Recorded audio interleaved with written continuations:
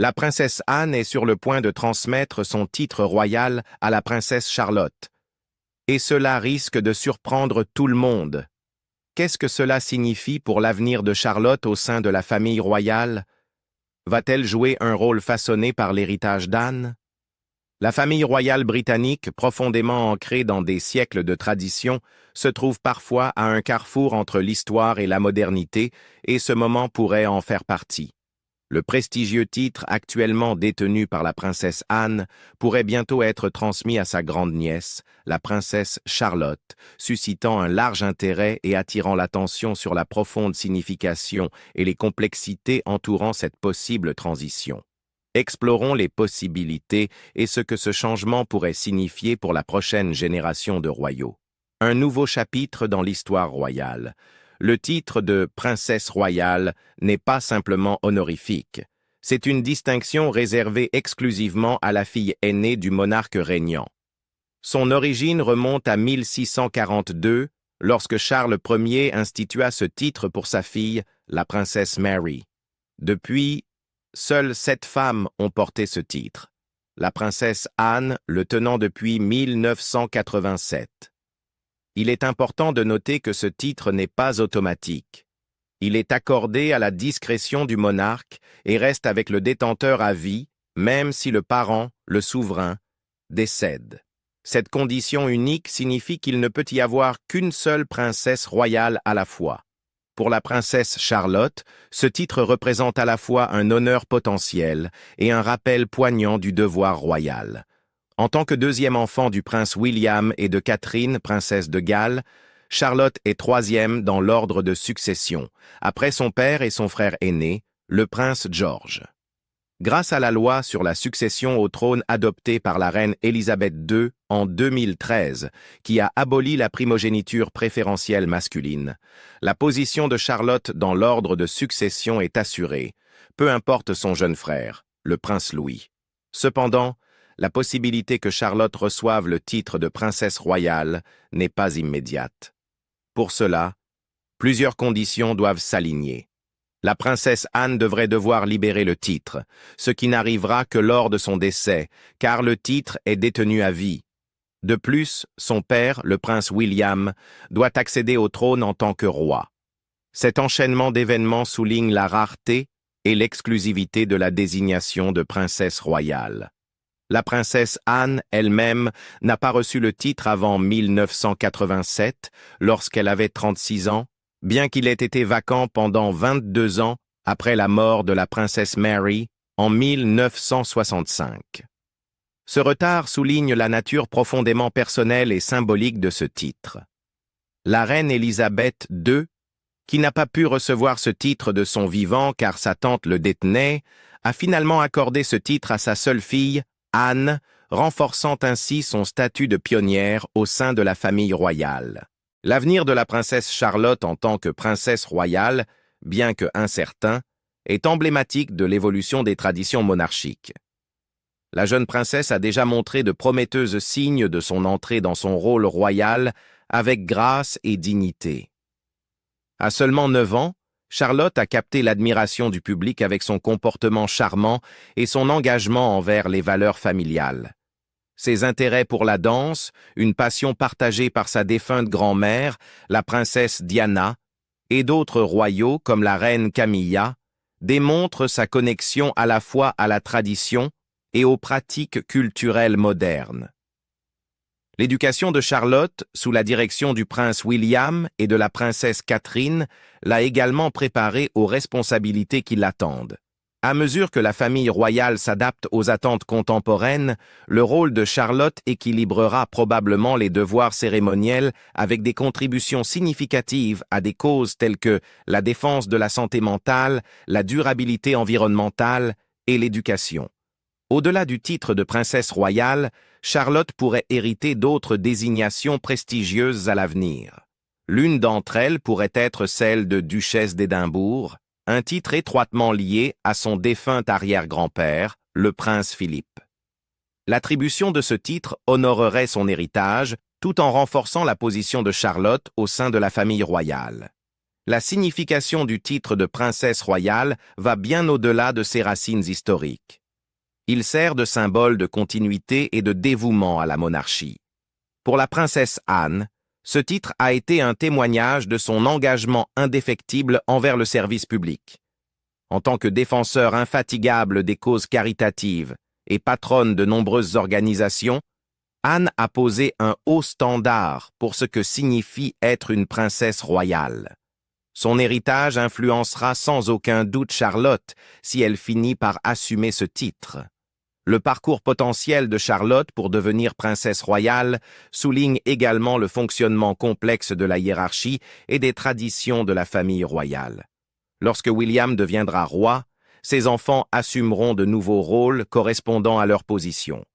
Ces transitions reflèteront les efforts continus de la monarchie pour s'adapter et rester pertinente dans un monde en constante évolution. À mesure que la famille royale navigue à travers ces transformations, le titre de princesse royale reste un puissant rappel de son histoire riche et de sa signification durable. Pour la princesse Charlotte, la possibilité d'un jour détenir ce titre prestigieux symbolise la confiance de la monarchie dans la prochaine génération. Son parcours, bien qu'encore au début, offre un aperçu de l'avenir de la famille royale britannique. Un avenir ancré dans la tradition mais ouvert au changement. La princesse Anne, à la tête du travail de la famille royale, malgré les défis. En détenant le titre de princesse royale, Anne a consolidé sa position en tant que membre le plus assidu de la famille royale britannique. Cela marque sa 4e année consécutive en tête de ce prestigieux classement. Selon une analyse réalisée par l'agence SEO Reboot Online, la princesse Anne a effectué un impressionnant total de 217 engagements royaux en 2024, soit une augmentation de 2,4% par rapport à son total de 2023. Les données, tirées des entrées dans le cours circulaire, soulignent l'engagement inébranlable de la princesse royale envers ses devoirs, malgré une année difficile pour la famille royale. Le roi Charles III a pris la 2e place, avec 186 engagements royaux, soit une baisse de 5,6% par rapport à 2023. La réduction de ces engagements survient alors qu'il continue son traitement pour une forme de cancer non divulguée, une lutte qui a commencé plus tôt cette année. Malgré cela, le monarque a maintenu un emploi du temps exigeant, participant aux commémorations du jour J en France, accueillant l'empereur du Japon lors d'une visite d'État et effectuant une tournée en Australie et en Samoa avec la reine Camilla. Le duc de Gloucester est apparu comme le 3e membre de la famille royale le plus actif, enregistrant une augmentation significative de 11,5% de ses engagements par rapport à l'année précédente. Il a égalé le prince Édouard, duc d'Édimbourg, avec 126 devoirs officiels accomplis. La duchesse d'Édimbourg, Sophie, a suivi de près avec 124 engagements, sécurisant sa position en tant que 5e royale le plus assidu. La reine Camilla s'est classée 6e, accomplissant 95 engagements en 2024, marquant une baisse de 6% par rapport à son total de 101 en 2023. Ses contributions restent significatives, notamment en tant que soutien constant du roi Charles pendant sa convalescence. En 7e position, Brigitte, duchesse de Gloucester, a effectué 72 engagements contre 92 l'année précédente. Le prince de Galles, prince William, a occupé la 8e place avec 71 engagements, enregistrant une chute notable par rapport à son total de 110 en 2023. Cette baisse peut être attribuée à son rôle de soutien à son épouse, Catherine, princesse de Galles, pendant sa lutte contre le cancer. Les engagements de Catherine ont chuté de manière drastique à 11 en 2024, soit une baisse de 88% par rapport à 92 en 2023, en raison de sa chimiothérapie et de son concentré sur sa santé et sa famille. La baisse des apparitions publiques de Catherine a été abordée dans une vidéo très personnelle diffusée en septembre, où elle a partagé son parcours de traitement et sa détermination à rester sans cancer. Dans la vidéo, elle a souligné l'importance de se concentrer sur sa famille et sa santé tout en revenant progressivement à la vie publique. Le prince William, dans une interview candide lors de sa visite en Afrique du Sud, a qualifié 2024 d'année brutale, citant les défis de santé auxquels sa femme et son père ont été confrontés comme l'une des expériences les plus difficiles de sa vie. Le 9e rang a été occupé par le prince Edward, duc de Kent, qui a effectué 62 engagements. Malgré ces chiffres plus bas, les efforts collectifs de la famille royale témoignent de leur résilience au cours d'une année marquée par des luttes personnelles et sanitaires. Le dévouement inébranlable de la princesse Anne à son rôle ressort d'autant plus compte tenu de son propre problème de santé plus tôt cette année. La royale de 74 ans a subi une commotion cérébrale en juin après avoir été frappée par un cheval à sa résidence de Gatcombe Park. Bien que l'incident lui ait laissé aucun souvenir de l'événement et ait nécessité une brève hospitalisation, elle a repris ses fonctions après une courte pause. Sa nature infatigable et sa capacité à équilibrer les défis personnels et le service public lui ont valu une admiration générale. L'analyse met en évidence que, bien que les engagements officiels constituent l'épine dorsale des devoirs royaux, ils ne représentent qu'une fraction de leurs responsabilités. Des tâches telles que la paperasse, les devoirs en boîte rouge, les réunions privées et les préparatifs en coulisses ne sont souvent pas enregistrés dans le cours circulaire. Par exemple, les responsabilités du roi Charles cette année comprenaient des visites au siège d'Apple à Londres, des réunions avec le PDG Tim Cook et la supervision d'événements sur la cohésion communautaire à la suite de troubles dans certaines parties du Royaume-Uni. L'éthique de travail inlassable de la princesse Anne va au-delà de ses fonctions publiques. Elle est profondément impliquée dans les sports équestres, une passion qu'elle décrit comme une partie intégrante de sa vie. Dans des interviews, Anne a partagé son amour pour les chevaux et leur importance au sein de sa famille, soulignant le lien unique entre le cheval et le cavalier. Son mari, l'amiral de vice Sir Tim Lawrence, reste un soutien indéfectible, l'accompagnant lors de divers engagements tout au long de l'année. L'admiration publique pour la princesse Anne dépasse largement ses devoirs royaux officiels. Son attitude accessible, son véritable intérêt pour les autres et sa capacité à nouer des liens avec les gens ont laissé une impression durable sur tous ceux qu'elle rencontre. Malgré son rôle de haute importance, elle reste ancrée, prenant toujours le temps d'interagir avec des individus de tous horizons. Colin Clay, responsable de la station NCI Shoreham, l'a décrite comme « terre à terre », la félicitant pour sa capacité à mettre les gens à l'aise lors des échanges.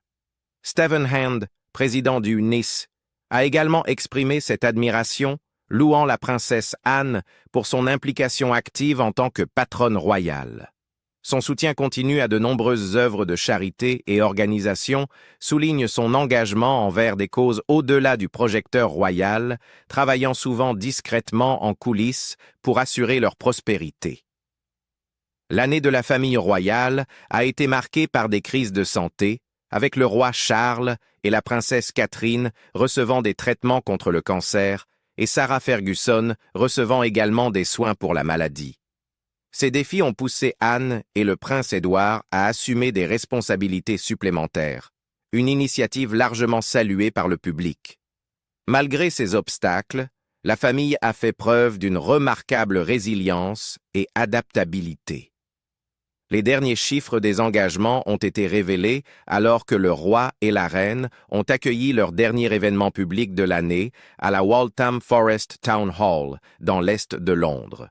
Cet événement, célébrant la cohésion communautaire, a mis en lumière l'engagement de la famille royale à favoriser l'unité et la résilience au sein de la nation. À l'approche de 2025, Buckingham Palace a confirmé que le traitement du roi Charles progresse positivement et qu'il a l'intention de poursuivre ses devoirs royaux. Cette dévotion continue, même face à l'adversité, souligne la force et l'engagement durable de la famille royale britannique. Que réserve l'avenir pour le prince George et Louis? Lorsque le prince William montera sur le trône, non seulement la princesse Charlotte recevra un nouveau titre, mais ses frères, le prince George et le prince Louis, se verront également attribuer des titres en fonction de leur position au sein de la famille royale. Lorsque la reine Élisabeth II est décédée à l'âge de 96 ans, son fils, le prince Charles, a immédiatement pris le trône en tant que roi Charles III, laissant vacant son ancien titre de prince de Galles.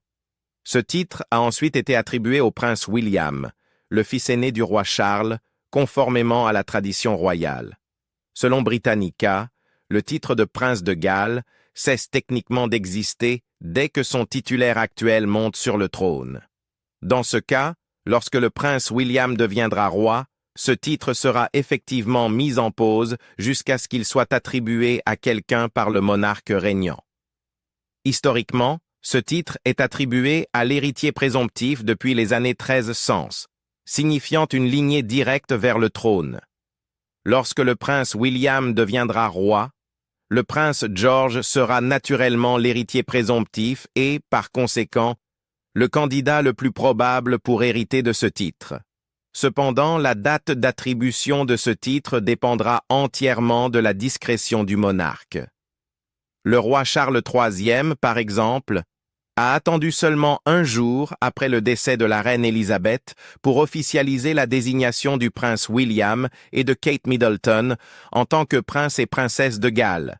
Il reste à savoir si le roi William suivra un calendrier similaire ou retardera la décision, en fonction de divers facteurs, y compris l'âge du prince George et son aptitude à assumer des devoirs publics. Même si le titre de prince de Galles n'est pas immédiatement accordé, le prince George deviendra automatiquement duc de Cornouailles dès que son père montera sur le trône.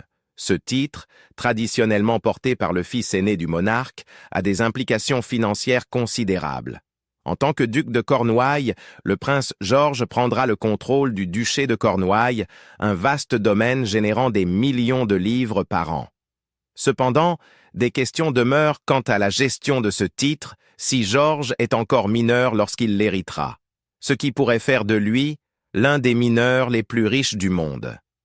Si l'on en croit l'histoire, il n'y a pas d'âge minimum pour devenir prince de Galles. Le roi Charles III lui-même n'avait que 10 ans lorsqu'il a reçu ce titre.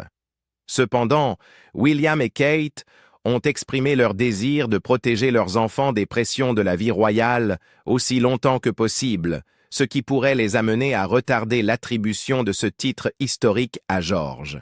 Contrairement au prince George, le prince Louis suivra un parcours différent au sein de la hiérarchie royale. Alors que le prince George est l'héritier direct, ses frères et sœurs ne sont pas censés assumer des rôles royaux importants. Le prince Louis, le cadet des 3 enfants, pourrait hériter du titre de duc d'York, traditionnellement réservé au second fils du monarque. Ce titre appartient actuellement au prince Andrew, mais il pourrait devenir disponible dans le futur.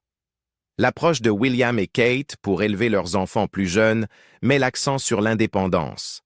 Des rapports suggèrent que le couple encourage Charlotte et Louis à tracer leur propre chemin en dehors des devoirs royaux, ce qui reflète une stratégie délibérée visant à moderniser la monarchie et à réduire sa dépendance à un plus grand nombre de royaux actifs.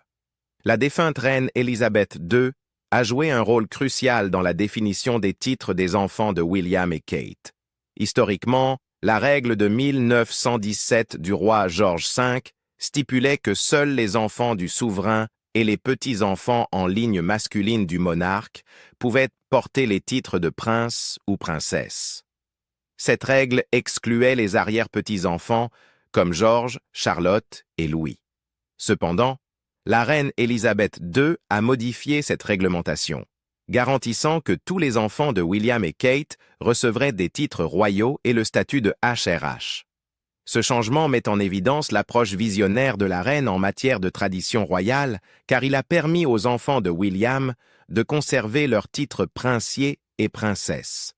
Sans son intervention, le prince Louis aurait été simplement connu sous le nom de Master Louis de Cambridge. Fait intéressant, ces modifications de règles ne s'étendaient initialement pas aux enfants du prince Harry et de Meghan Markle, Archie et Lilibet.